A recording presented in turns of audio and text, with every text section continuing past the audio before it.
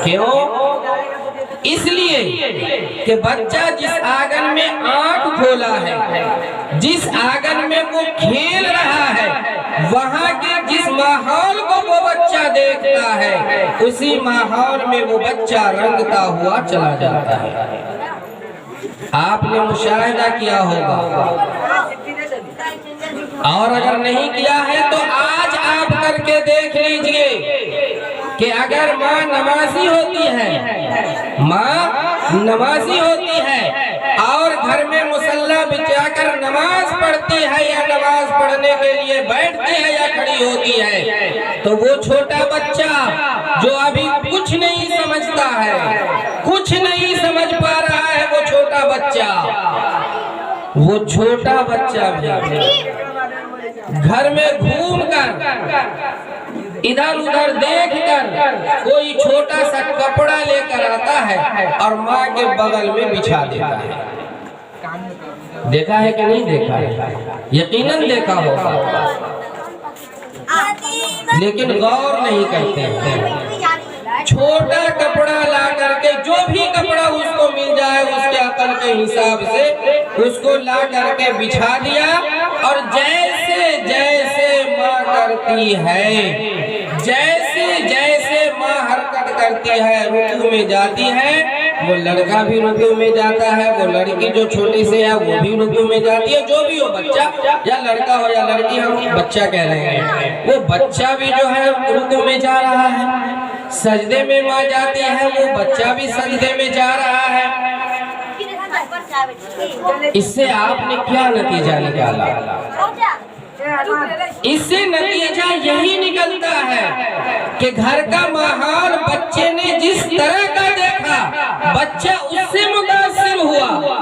माँ को नमाज पढ़ते देखा तो बच्चा नमाज पढ़ने लगा, माँ को मोबाइल देखते देखा तो बच्चा भी मोबाइल की ख्वाहिश करने लगा, माँ को गाना सुनते देखा तो बच्चा भी गाना सुनने की ख्वाहिश करने लगा, माँ को देखा कि माँ रोटी बना रही है, मोबाइल सामने में रखे हुई है और गाना सुन रही है। उस बच्चे से आप क्या उम्मीद रखते हैं? जो बच्चा आपकी गोद में खेल रहा है, जो बच्चा आपकी गोद में पल रहा है, क्या आप उससे उम्मीद रखते हैं कि ये बच्चा वलीउल्लाह बनेगा, ये बच्चा दीनदार बनेगा, ये बच्चा ईमान वाला बनेगा, ये बच्चा आलिम बनेगा, ये बच्चा मुफ्ती बनेगा, ये बच्चा हाफिज बनेगा, ये बच्चा कारी बनेगा?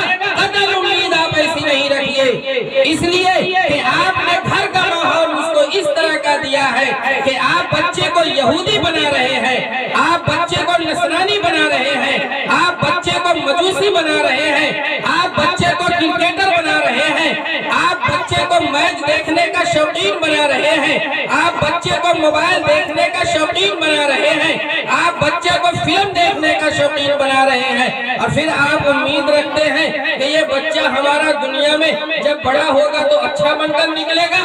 कभी ऐसी उम्मीद नहीं रखिए। जहाँ तक मेरी समझ है, जहाँ तक मेरी समझ है, मैं अपनी समझ के हिसाब से कहता हूँ, लेकिन हम सब जितने स्टेज पर बैठे हुए हैं, हम सब के मुरब्बी व मुशफिक हज़रत मौलाना अब्दुल कुद्दूस साहब दामत बरकातुहुम की ज़ात-ए गिरामी यहाँ तशरीफ फरमा है, वो आपको बतलाएंगे कि क्या सही है और क्या गलत है। मैं अपनी समझ के हिसाब से आपके सामने इस बात को रख रहा हूँ। क्या आप उम्मीद रखते हैं? वो बच्चा जिसको आप मोबाइल दिखाते दिखाते सुला रहे हैं, वो बच्चा जिसको आप गाना सुनाते सुनाते सुला रहे हैं, वो बच्चा जिसको कहते हैं कि बेटा जरा मोबाइल उठा कर के लाओ, आज तो इतनी उरियानियत बढ़ गई है कि कल वो दौर था कि सिनेमा देखने के लिए पुपरी बाजार जाना पड़ता था, कल वो दौर था कि सिनेमा देखने के लिए ये सीतामढ़ी जाना पड़ता था, मुजफ्फरपुर जाना पड़ता था, लेकिन आज वो दौर है, आज वो दौर है और इस दौर से हम गुजर रहे हैं और चल रहे हैं कि आज हमसे हमारा ईमान निकल रहा है, आज हमसे हमारा मजहब छीना जा रहा है, आज हमसे हमारा ईमान छीना जा रहा है और खत्म मोबाइल की वजह से। आज परसेंटेज घर की औरतें, चाहे वो हमारे घर की हो या आपके घर की हो, उनके जिम्मे बच्चों की तरबियत नहीं है। बच्चों की तरबियत कितना से वाकिफ नहीं है कि बच्चे की तरबियत कैसी होती है, उसकी तालीम कैसे होती है, उनके सामने कौन सा काम करना चाहिए और कौन सा काम नहीं करना चाहिए। एक सादा वर्क है, एक सफेद वर्क है। आप इस मिसाल को समझिए कि एक सफेद वर्क है, एक सादा वर्क है। उस सादे वर्क पर कुछ भी नहीं लिखा हुआ है, कुछ भी नहीं लिखा हुआ है उस सादे वर्क पर, और उसमें आपने काले कलम से लिख दिया, काली स्याही से। तो उस सादे वर्क पर कैसा लिखाया, कौन सा रंग उस पर निकला बताइए? काला। लाल से आपने लिखा तो उस सादे वर्क पर क्या लिखाया? लाल रंग चढ़ गया। आपने उस सादे वर्क पर हरा रंग का कलम चला दिया तो उस पर हरा लिखा गया। यानी जिस रंग का और जिस तरीके का आपने उस पर कलम इस्तेमाल किया सादे कागज पर, वो कागज उसी रंग से मुतासिर हो गया। मेरे मोहतरम बुजुर्गों, दोस्तों, इस बात को कभी न भूलिए और इस बात को समझ लीजिए अच्छी तरीके से कि वो बच्चा जो आज पैदा हुआ है, कल पैदा हुआ है, 10 दिन हुआ, 15 दिन हुआ, महीना दिन हुआ, उस बच्चे का दिमाग बिल्कुल सादा वर्क जैसा है। उसका दिमाग बिल्कुल सादा वर्क जैसा है, एकदम सादा वर्क। अब उस सादे वर्क पर आपने जिस रंग का चाहा उस रंग से आपने लिखा, वो रंग उस कागज पर चढ़ गया। अब ये बच्चा जो आपकी गोद में है, जो दूध पी रहा है, इसका दिमाग अभी क्या है? सादा है।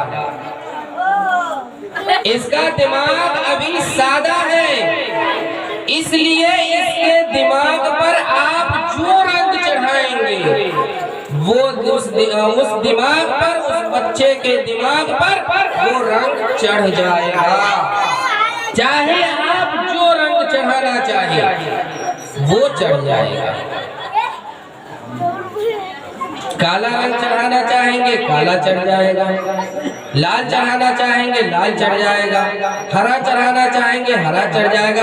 इन तमाम चीजों से हटकर अगर अच्छी बात आप उस बच्चे को सिखलाएंगे, उस बच्चे के सामने अच्छी अच्छी बातें करेंगे, उसके सामने अच्छी अच्छी हरकत करेंगे, तो वो बच्चा जब बड़ा होगा तो अभी जो सीखा है माँ की गोद में, वो आपको 2 साल के बाद, 3 साल के बाद उसका असर आपके सामने आएगा। उसका असर आपके सामने आएगा कि हमने बच्चे को क्या सिखाया है, ये बच्चा कैसे कह रहा है, ये ऐसी बात कैसे कर रहा है, इस तरह की बात कैसे कर रहा है। लेकिन आज तो सबसे बड़ा अलमिया ये है मेरे मोहतरम बुजुर्गों, दोस्तों, और खास कर हमारी माँ बहनों, आज सबसे बड़ा अलमिया ये है और सबसे ज्यादा रोना इस बात के ऊपर है कि आज माँ अपने हक को नहीं समझ पा रही है। माँ आज अपनी ममता को नहीं समझ पा रही है। माँ आज अपनी ममता इसको समझ रही है कि हमारे बच्चे को किसी ने मार दिया तो हम उसके लिए सीना तान कर खड़े हो गए कि तुमने हमारे बच्चे को क्यों मारा।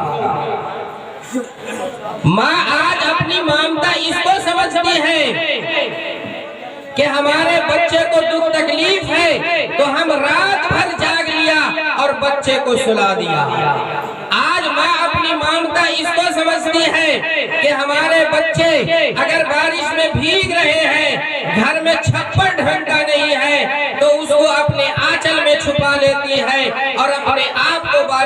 भिगा लेती है, माँ आज इसको अपनी ममता समझती है।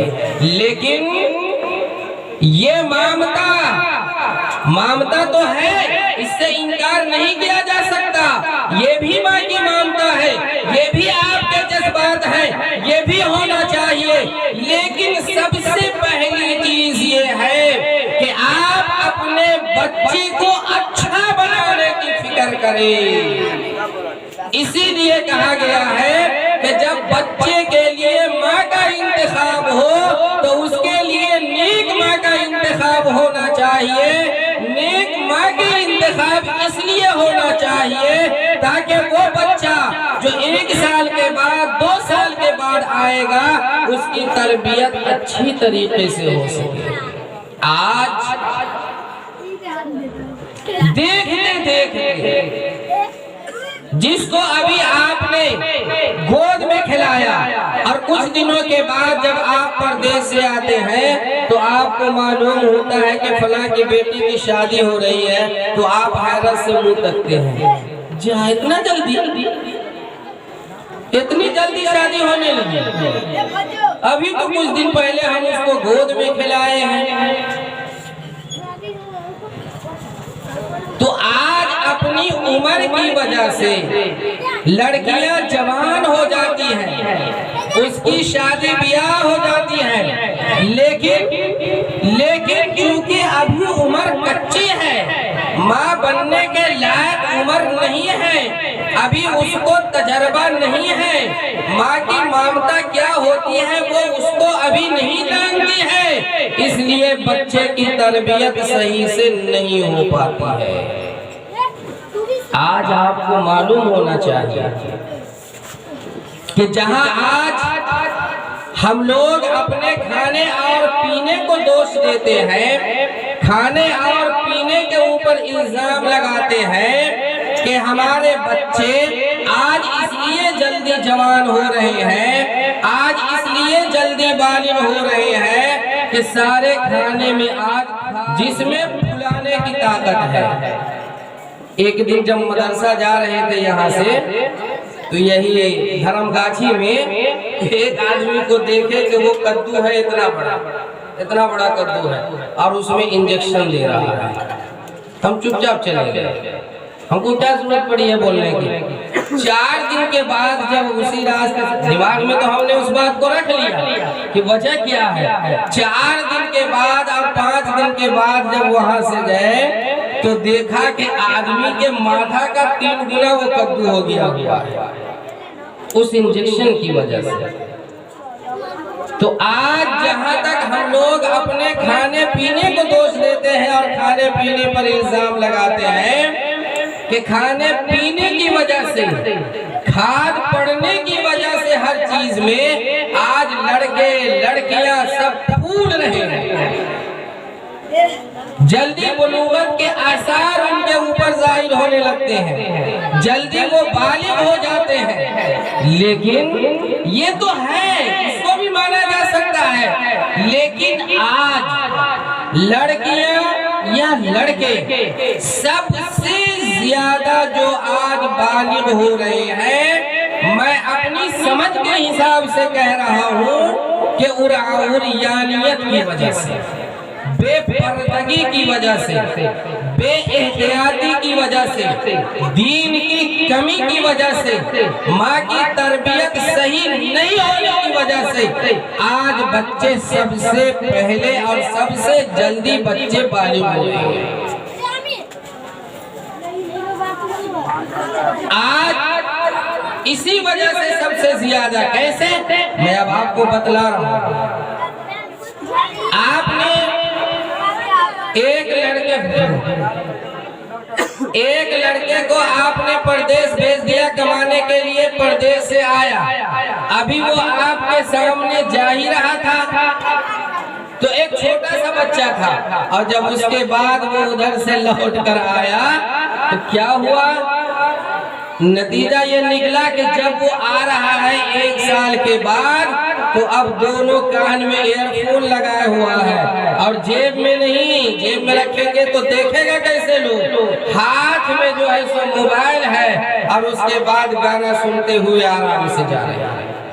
अब बतलाइए कि कोई ऐसा गाना आप हमारे सामने पेश कर दीजिए जिस गाने के अंदर उरियानियत न हो, जिस गाने के अंदर बेपर्दगी न हो, जिस गाने के अंदर जज्बात को उभारा न जाता हो। और ये तमाम चीजों को सुन करके आज बच्चे जल्दबाजी होते हैं।